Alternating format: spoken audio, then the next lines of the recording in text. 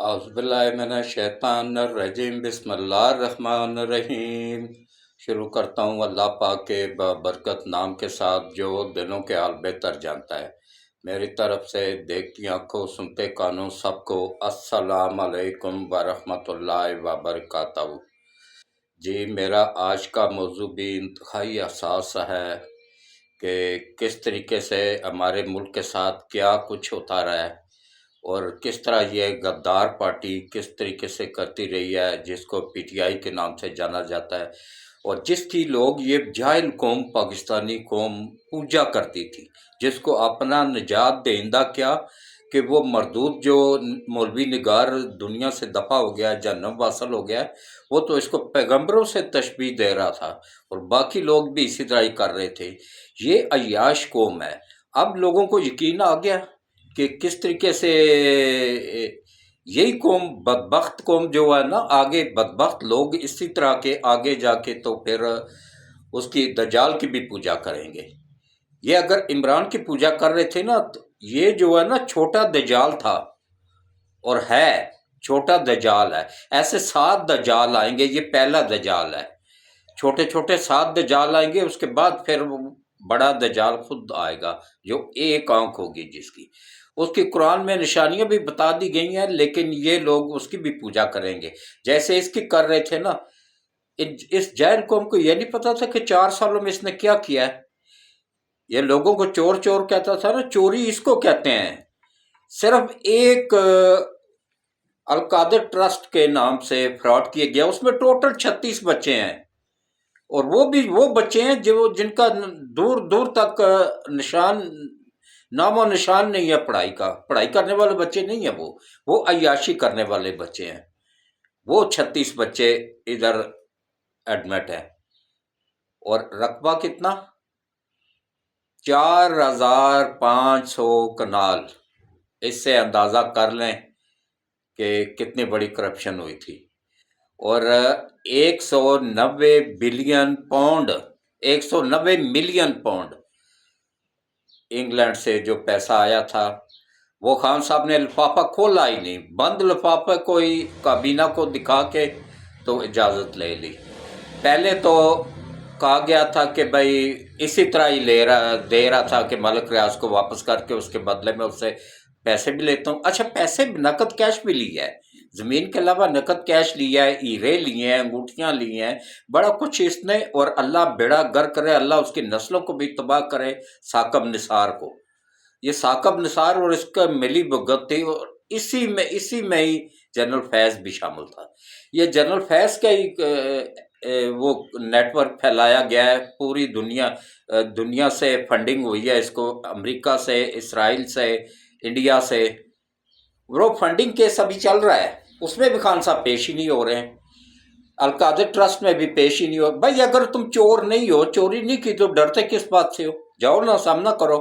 سب نے سامنا کیا ہے، نواز شریف نے سامنا کیا ہے، شہباز شریف نے سامنا کیا ہے، حمزہ شہباز نے سامنا کیا ہے، مریم نواز نے سامنا کیا ہے، شاہد خاقان عباسی نے سامنا کیا ہے، آصف اس نے سامنا کیا ہے، خواجہ آصف نے، اور اس کے علاوہ جو ہے نا آصف زرداری نے سامنا کیا ہے، بے نظیر بھٹو نے سامنا کیا ہے، ہر ایک نے سامنا کیا ہے۔ کسی نے نہیں کہا جی میں پیش نہیں ہوتا ہوں، سب پیش ہوتے رہے۔ کوئی ایک یوتھیا کو بتا دے کہ کون سا لیڈر تھا جو کہتا تھا کہ میں نہیں پیش ہوتا ہوں عدالتوں میں؟ کیوں بھائی، کیوں نہیں پیش ہوتے؟ چور ہو اس لیے؟ مال لوٹا ہوا ہے، کھایا ہوا ہے، اس لیے پیش نہیں ہو رہے ہو؟ اگر نہیں لوٹا ہوا، نہیں کھایا ہوا، تو پھر ڈر کس چیز کا؟ جاؤ پیش ہو جاؤ آگے عدالتوں میں۔ تو وہی جج بیٹھے ہوئے جو فیض کا تسلسل ہے، جو بکے ہوئے آگے ڈالر لیے ہوئے ہیں، جنہوں نے آگے بھی تو وہی بیٹھے ہوئے ہیں۔ کون سا ہے دنیا کا قانون؟ کوئی ایک پوری دنیا میں کوئی ایک قانون بتا دیں جس میں کسی جج نے کہا ہو کہ جو کیس ابھی درج بھی نہیں ہوا ہے، جس کا وجود ہی نہیں ہے، اس میں بھی ضمانت ہے؟ کبھی پوری دنیا میں کوئی ایسا جج یا ایسی عدالت آئی ہے؟ کیوں ان مردودوں نے ان کا بیڑا گر کو، ان کی نسلیں اللہ تباہ کرے کہ 149ویں نمبر پہ اس وقت پاکستان پہنچ گیا ہے پوری دنیا میں۔ پاکستان کی عدالتیں 149ویں نمبر پہ ہیں۔ انڈیا کا چوتھا نمبر ہے، کٹھے ہی آزاد ہوئے تھے نا دونوں، انڈیا کا چوتھا نمبر اور پاکستان کا 149واں نمبر ہے۔ اللہ ان کی نسلوں کو تباہ کرے، یہ یہاں تک پہنچا دیا ہے۔ تو آج آ جائیں جناب، ابھی اصل موضوع کی طرف آتے ہیں۔ میرا اصل موضوع ہے کہ اب رندہ سب کے اوپر پھرے گا۔ ایک سابق آرمی چیف کا داماد بھی پکڑا گیا ہے، نواسا بھی پکڑا گیا ہے، نواسی فرار ہے، اس پہ بات ہوگی۔ اور آگے کس طرح دھڑا دھڑ جو ہے نا یہ دہشت گردی کی عدالتیں ہمیں کیوں بنانی پڑی، یہ ان مردودوں کی وجہ سے بنانی پڑی ہیں جن کی نسلیں اللہ تباہ کرے۔ یہ جو قبضہ کر کے سپریم کورٹ میں، ہائی کورٹ میں، سیشن کورٹ میں بیٹھے ہوئے ہیں، جو کہ وہ ان کیسوں میں بھی ضمانتیں دے رہے ہیں کہ جن کا ابھی وجود ہی نہیں ہے، جو ابھی بنے ہی نہیں ہے، درج ہی نہیں ہوئے، ان میں بھی ضمانتیں دے رہے ہیں۔ تو پھر آرمی کورٹس نہ بنے تو اور کیا بنے؟ میں تو کہتا ہوں سب سے پہلے ان کو لٹکائیں جو ٹی وی پہ بیٹھ کے بکواس کرتے ہیں، کتے کی طرح بھونکتے ہیں پیسے لے کے کہ آرمی کورٹس نہیں بننے چاہیے، جو مخالفت کر رہے ہیں۔ یہ مخالفت اس وجہ سے کر رہے ہیں نا کہ ان بکاؤ ججوں کے پاس جائیں اور وہ پیسے لے کے ان کو ضمانتیں دے کے رہا کر کے پھر سے ملک پر مسلط کر دیں۔ ان کی نسلیں اللہ تباہ کرے۔ کو میجر عزیز پٹی کی یونیفارم جلانے کی، کیا وہ یونیفارم ہمیں واپس مل سکتی ہے؟ قائد اعظم کا سامان ہمیں واپس مل سکتا ہے؟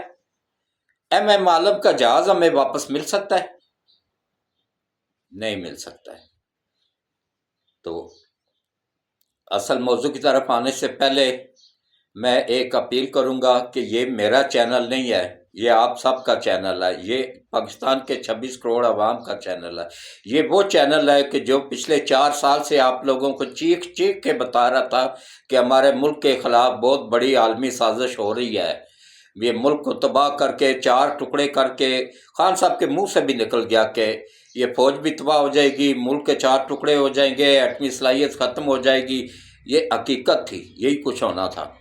لیکن کیا ہے، وہ کہتے ہیں نا جی، مارنے والے سے بچانے والا زیادہ طاقتور ہوتا ہے۔ وہ ذات پاک تھی نا، اس نے بچا لیا۔ تو زیادہ سے زیادہ کوشش کریں کہ اس چینل کو، میری ویڈیوز پوری دیکھا کریں اور چینل کو سبسکرائب کیا کریں، چینل کو زیادہ سے زیادہ سبسکرائب کریں اور گھنٹی کے بٹن کو آل پہ پش کر دیا کریں تاکہ میری ہر آنے والی ویڈیوز کا نوٹیفیکیشن بر وقت آپ لوگوں کو ملتا رہے۔ تو اب آپ آ جائیں جناب اصل موضوع کی طرف۔ دیکھیں جی، ایک سابق آرمی چیف تھا جنرل آصف نواز جنجوعہ، اس کا داماد پکڑا گیا جناب سلمان شاہ۔ سلمان شاہ صاحب خود بذات انتہائی شریف آدمی ہیں، لیکن ان کی جو وائف تھی نا، وہ اپنی اولاد کی تربیت نہیں کر سکی۔ وہ تربیت کرنے کی بجائے وہ سہیلیوں کے ساتھ گپے شپے لگاتی تھی، بچوں کا پتہ نہیں آیا کس پرت کیے ہوئے تھے۔ آیا جب آیا پالے گی تو ایسی ہی تربیت ہوگی نا، ایسی ہی پھر گندی اولاد نکلے گی۔ سلمان شاہ کا بیٹا اور بیٹی کا نام ہے جناب خدیجہ شاہ۔ یہ جو بزنس کرتی تھی، اس کا ایک برانڈ بھی ہے اور کیا نام ہے، کپڑے وغیرہ ہے، بوتیک وغیرہ ہیں اس کے، وہ کام کرتی تھی۔ یہ بھی اور اس کا داماد بھی لوگوں کو اکسانے میں ملوث تھے۔ یہ بڑی اونچی گیم تھی جی، اور باقاعدہ لوگوں کو بتایا گیا کہ بس تھوڑی سی ہمت اور کر لو۔ آن ریکارڈ موجود ہے، وہ افریدی کا، شہریار افریدی کا، کہ بھائی تھوڑی سی ہمت اور کر دو، اور مراد سعیدہ کا کہ ٹارگٹ پہ پہنچو، بس اب کامیابی ہمارے قریب کھڑی ہے۔ کیونکہ پلان تھا پہلے کا۔ پلان کیسے تھا؟ سوری، پلان یہ تھا کہ اندر سے بھی بغاوت ہوگی، آرمی چیف کو اریسٹ کر لیا جائے گا، فوج کا control joint chief of staff سنبھال لے گا، اور فوج کے اندر سے بغاوت کروائی جائے گی، اور سارا سیٹ اپ تیار تھا، اندر سے لے کے باہر تک، کور کمانڈر سے لے کے سب۔ جب آرمی نے جناح اس پہ چڑھائی کی نا، تو آرمی نے جوان، کیونکہ اندر تو ایک پورا دستہ موجود ہوتا ہے حفاظت کے لیے، اس کو کور کمانڈر صاحب نے کہا نہیں نہیں یہ اپنے بندے آنے دو۔ جب اندر جا کے انہوں نے توڑ پھوڑ شروع کی تو بعد میں پھر کالیں کر رہا ہے جی۔ بعد میں جب آرمی کو پتہ چلا کہ انہوں نے کہا بھائی کیوں نہیں روک رہے ان کو، جناب کور کمانڈر صاحب نے کہا کہ نہیں روکنا ہے۔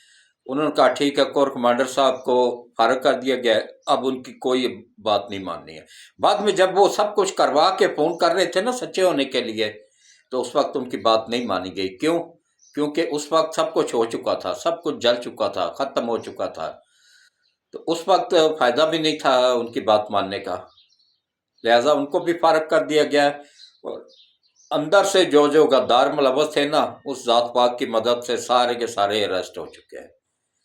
وہ اپنے انجام کو پہنچیں گے تو آگے جو ہے نا، یہ سابقہ آرمی چیف جو ہے نا آصف نواز جنجوعہ، اگر ان کی اولاد کو نہیں بخشا گیا تو پھر یوتھیا خود سمجھ جائیں کہ ان کے ساتھ کیا اشر ہوگا، کیونکہ آرمی کا شروع سے اصول رہا ہے کہ یہ اپنے چیف کے بچوں کو کچھ نہیں کہتے ہیں۔ یہ ضیاء الحق کے اولاد ہے جو یہ اعجاز الحق، اس کو آپ لوگوں نے کبھی سنا ہے کہ اس کو کبھی پولیس نے یا کسی نے ہاتھ لگایا ہو یا کسی کبھی اریسٹ کیا ہو؟ حالانکہ اس کی بھی ٹھیک ٹھاک لوٹ مار شامل ہے، یہ بھی کیا نام ہے کرپشن میں ملوث رہا ہے، ٹھیک ٹھاک ملوث رہا ہے، اس لیے تو اس کو نون لیگ سے نکالا گیا تھا۔ بخشا اس ملک کو کسی نے بھی نہیں ہے، ضیاء نے بھی نہیں بخشا۔ جتنا نقصان جنرل ضیاء نے اس ملک کو دیا ہے نا، اتنا تو میرا خیال ہے شاید ہی کسی نے دیا ہو۔ یہ افغانی ہمارے سر پہ بٹھانے والا کون تھا ڈالر لے کے؟ ضیاء۔ یہ طالبان بنانے والا کون تھا؟ ضیاء۔ یہ ہمیں تباہی کی طرف، دھماکوں کی طرف دھکیلنے والا، کلاشنکوف کلچر لانے والا، ہیروین لانے والا کون تھا؟ ضیاء۔ بھٹو کو پھانسی دینے والا کون تھا؟ ضیاء۔ جو عالمی لیڈر جس کو کہتی ہے دنیا آج تک، وہ تھا عالمی لیڈر۔ یہ تو غدار ہے، اس کو تو آج سے 40 سال پہلے حکیم سعید، ابھی تو یہ کرکٹ میں بھی نہیں آیا تھا، اس وقت حکیم سعید نے اپنی کتاب جاپان کی کہانی، جاؤ یوتھیو جا کے لے کے پڑھو جاپان کی کہانی، صفحہ نمبر اس کا 13، 14، 15 پڑھو، 3 صفحے پورے اس مردود کے لیے لکھے گئے ہیں، عمران نیازی پہ، کہ کس طرح اس کو یہودی پال رہے ہیں، کس طرح لا رہے ہیں، کس طرح یہ بڑا منصوبہ 40 سال پہلے سے چل رہا تھا منصوبہ، اب جا کے تکمیل کا ٹائم آیا تھا۔ لیکن کیا ہے، وہ ذات پاک تھی نا، رمضان میں ہم سب نے، آپ نے، میں نے، ہم سب نے دعائیں مانگی، اللہ نے قبول کی، اللہ نے مدد کی کہ عاصم منیر صاحب آگے۔ اور میں سلوٹ پیش کرتا ہوں نواز شریف کو کہ اس نے، وہ اکڑ گیا تھا، شہباز شریف بھی راضی ہو گیا تھا کہ ٹھیک ہے عاصم منیر کو نہیں بنا رہے ہیں تو اس کو بنا دیتے ہیں، یہ شاید شمشاد کو، یہ جو جوائنٹ چیف ہے اس کو بنا دیتے ہیں چیف۔ اس کے بعد یہ تھا نا، سیکنڈ پوزیشن اس کی تھی کہ اس کو بنا دیتے ہیں، شہباز شریف راضی ہو گیا تھا کہ اس کو بنا دیتے ہیں چیف، اور عاصم منیر صاحب کو وائس چیف بنا دیتے ہیں جو، لیکن نہیں مانا تو نہیں مانا، تو سلوٹ پیش کرتا ہوں، نواز شریف نہیں مانا، اس نے کہا نہیں جناب، یہ مردودوں نے ملک میرا تباہ کر دینا ہے، میں نے ملک کو بچانا ہے، میں نے اپنی عوام کو بچانا ہے ان مردودوں سے، تو آئے گا تو عاصم منیر ہی آئے گا، حافظ قرآن بھی ہے، سید بھی ہے، سچا سید ہے، اس کو لایا جائے گا، تب جا کے تو عاصم منیر کو اس کی ضد کے آگے مجبور ہو کے 30 دن تک نوٹیفکیشن روکی رکھا تھا، کس نے؟ جنرل فیض کے آگے جو کرتا داتا تھے، یہ بڑی پلاننگ ہوئی تھی، یہ اندر تک خریدا گیا تھا لوگوں کو، آرمی کے اندر تک لوگ بکے ہوئے تھے، پھر یہ عدلیہ کے اندر تک لوگ بکے ہوئے تھے، سپریم کورٹ کے اندر تک لوگ بکے ہوئے تھے، جج بکے ہوئے تھے، ہائی کورٹ کے جج بکے ہوئے تھے، سیشن کورٹس کے جج بکے ہوئے تھے، یہ پوری پلاننگ عالمی اداروں نے ایسے ہی نہیں کی تھی، کھربوں ڈالر اس کے اوپر لگائے گئے تھے۔ ابھی پوچھے نا اس کو، اس مردود کو، فواد چودھری کو، کہ رات کو 10 بجے تیرا باپ وہ امریکن سفیر کیا کرنے تیرے گھر آیا تھا، 2 بجے رات کو خفیہ طور پہ اس پہ پرائیویٹ گاڑی میں آ کے سوئے ہوئے تجھے اٹھا کے کیا، کون سے کاغذات تیرے سے وصول کیے تھے؟ سی پیک کو 4 سال تک کیوں روکا گیا تھا؟ یہ ان سے پوچھا جائے نا، اور یہ یوتھیوں سے پوچھا جائے کہ مردودوں بتاؤ 4 سال تک سی پیک کیوں روکا گیا تھا؟ سی پیک تو ہمارے ملک کا مستقبل تھا، ہماری آنے والی نسلوں کا مستقبل تھا، کیوں 4 سال تک اس کو 2022 میں اس نے کمپلیٹ ہو جانا تھا، گوادر میں دنیا ایشیا کا سب سے بڑا ایئرپورٹ بن رہا ہے، اس کو 2022 میں ایکٹیو ہو جانا تھا، کیوں نہیں ہو سکا ایکٹیو؟ ابھی اس پہ مزید 4 سال لگنے ہیں، جو 4 سال ڈیلے ہوا ہے، لیکن دن رات کام ہو رہا ہے، ابھی 2 سال میں جا کے ایکٹیو ہوگا۔ کیوں یہ روکا گیا؟ اس کی مالیت ڈبل ہو گئی، اور سی پیک پہ 58 ارب اور چائنا کو ڈالنا پڑا دوبارہ سٹارٹ کرنے کے لیے، کیوں روکا گیا؟ لیکن اس مرتبہ سی پیک کا آرمی چیف نے لکھ کے گارنٹی دی ہے، تب جا کے دوبارہ کام شروع ہوا، ورنہ چائنا نے مکمل بند کر دیا ہوا تھا۔ کیوں کہ 4 سال تک اس کو چائنا کو روکا گیا، پنجاب بارڈر بند کر دیا گیا تھا، اس کی یہ عالمی پلاننگ کا ایجنٹ نہیں تھا، تو پھر کیوں اس نے تعلق خراب کیا سعودیہ کے ساتھ؟ کیوں تعلق خراب کیا ترکی کے ساتھ؟ کیوں تعلق خراب کیا تمام اسلامی ملکوں کے ساتھ؟ کیوں تعلق خراب کیا چائنا کے ساتھ، روس کے ساتھ؟ کہ روس کا میں وفادار تھا، روس میں نہیں وفادار تھا، یہ دکھاوا تھا ایک جب وہ گیا تھا، اور اس وقت گیا تھا جب ملک پہ پابندیاں بھی لگ سکتی تھیں، اس وقت گیا تھا یہ پابندیاں لگوانے کے لیے۔ یہ تو اللہ کا شکر ہے کہ پابندیاں نہیں لگی ہمارے ملک پہ۔ جنگ کے دوران ایک فریق کے طور پہ بن کے یہ وہاں پہ گیا تھا، جب جنگ ہو رہی تھی وہاں پہ ساری دنیا کے ملک چائنا سمیت پیچھے ہٹ گئے ہوئے تھے، خفیہ سپورٹ چائنا کر رہا تھا اس کی، روس کی، لیکن کھل کے سامنے گیا اپنے ملک کو نشانہ بنانے کے لیے۔ تو اس طریقے سے اتارا ہے۔ اور اچھا، اس کے علاوہ جو ہے نا، یہ پورا نیٹ ورک کس طرح بنایا گیا تھا، یہ جنرل فیض کا ہی کارنامہ تھا۔ اب وہ بھی گرفت میں آ چکا ہے، بچے گا وہ بھی نہیں انشاءاللہ، اسی لیے فوجی عدالتیں بنائی گئی ہیں۔ اور یہ ڈالر لینے والے لفافہ خور صحافی بیٹھے ہوئے ہیں نا، نام نہاد صحافی، میں ہوں سب سے سینئر صحافی،